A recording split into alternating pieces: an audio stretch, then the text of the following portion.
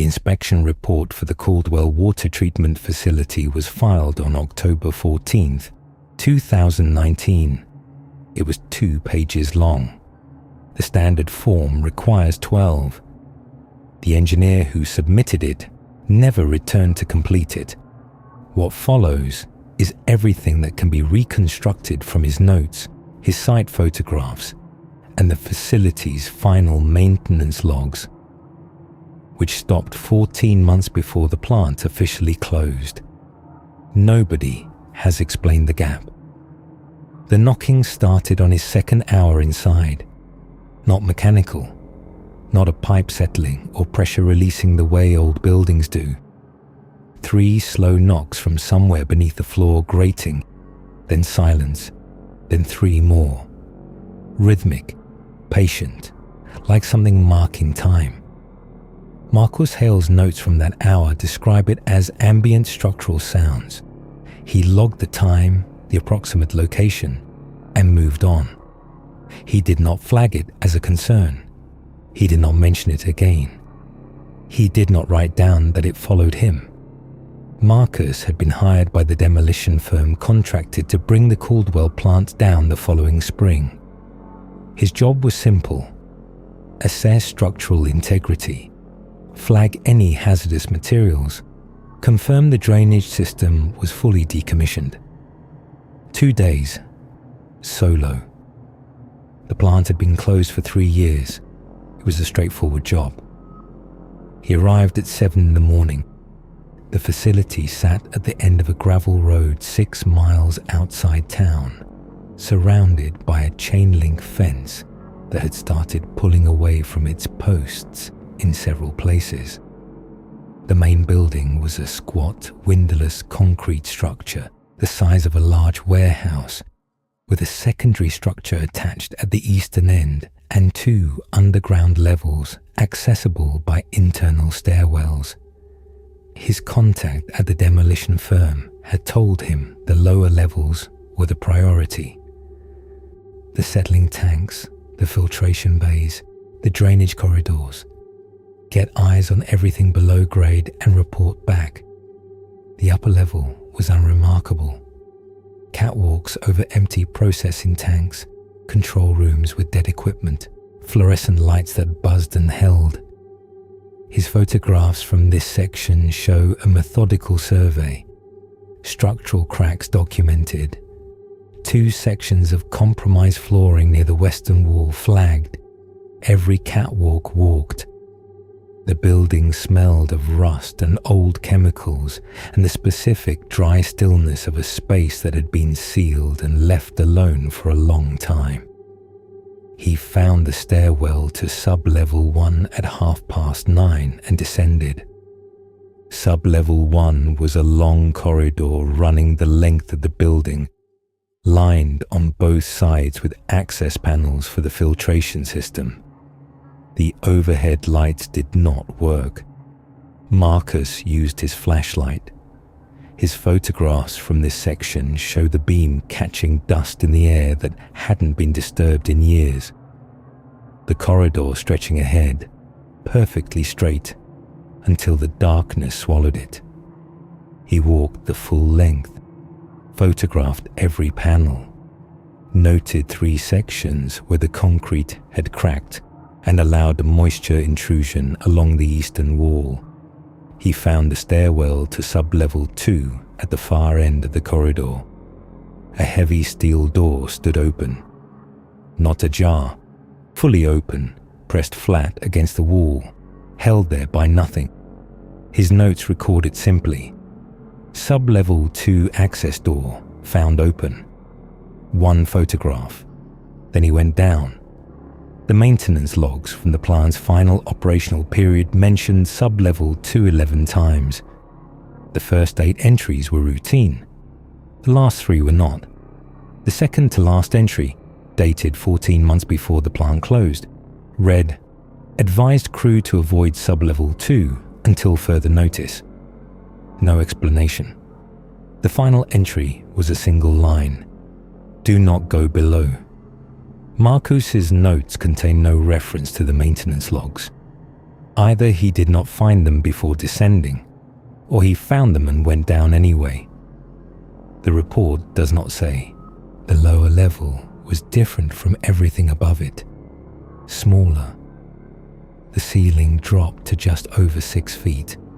The corridor was narrower, broken up by thick concrete pillars and the housings of machinery that had been left in place. Pumps and valve assemblies bolted to the floor, their pipes disappearing into the walls and ceiling and the floor grating beneath his feet. His photographs from this section are fewer, less methodical. The last one shows the far end of the room. A large rectangular access hatch set into the floor, leading down to the settling basin. Closed, padlocked.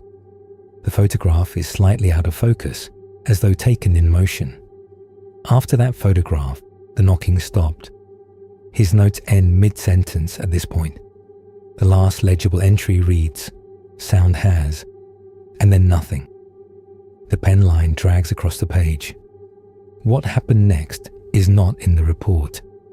It is not in the photographs. It is in a 30-second voice memo recovered from his phone, found on the floor of sub-level 1 beside his clipboard. The recording begins mid-breath, as though he hit record while already moving. What follows is taken from that audio. Marcus was on the stairs, 3 steps up from sub-level 1, moving fast, flashlight swinging ahead of him toward the landing above. When he heard it, not the knocking, something else. Weight shifting on the landing between the 2 levels, in the dark above the reach of his beam. A slow repositioning, deliberate, like something that had been waiting and had now decided to stop. He stopped. He pointed the flashlight up. The beam caught it for less than 2 seconds. Long. Too long in the torso for its height. Folded into the corner of the landing with its limbs bent at the angles his eyes tried to reject. Joints that bent the wrong way. Weight distributed in a way that matched nothing he had ever seen move. Dark, matte, the kind of dark that swallowed the flashlight beam rather than reflecting it back. No eyes that he could find. Where its face should have been, there was a wide flat line running the full width of its head, closed, expressionless, giving nothing away. It did not move when the light hit it. It simply waited, folded into the corner of the landing, the pipe access panel hanging open in the wall behind it, and looked at Marcus with a face that had nothing to look with. The voice memo ends there. 30 seconds of audio, and then silence. The second engineer who came to look for Marcus the following week found his flashlight on the 3rd step of the stairwell leading up from sub-level 1, still running. Beam aimed at the ceiling. His clipboard was on the floor of sub-level 1, 20 feet from the stairwell door. She documented the open pipe access panel in the stairwell wall and the marks on the concrete consistent with something bracing against it. She noted a smell she had no reference for. Not chemical, not decay. Something else entirely. She did not descend to sub-level 2. She collected Marcus's belongings and left the building. It had been in the plant since the workers left. Maybe it had found the place the week after they locked the doors. Maybe the month after, drawn by the dark and the silence and the miles of corridor running beneath the structure like a second building no one had designed. It had spent 3 years learning every inch of it. Every pipe junction, every access hatch, every narrow point where anything moving through its territory would have to slow down. The stairwell was one of those points. The firm submitted the incomplete report to the county and recommended immediate demolition. The county approved it 6 weeks later. The crew that came to bring the building down refused to enter the lower levels. Nobody argued with them. They demolished from the top down, which took longer and cost more. And when the concrete finally broke apart and the underground levels opened to the sky, the crew foreman walked the rubble line and found nothing inside. Whatever had been living in that building was gone. The county closed the file. The lot sat empty. 3 months later, the first calls came in from the water reclamation facility 11 miles south. The workers there were reporting sounds beneath the floor grating. 3 slow knocks, then silence, then 3 more.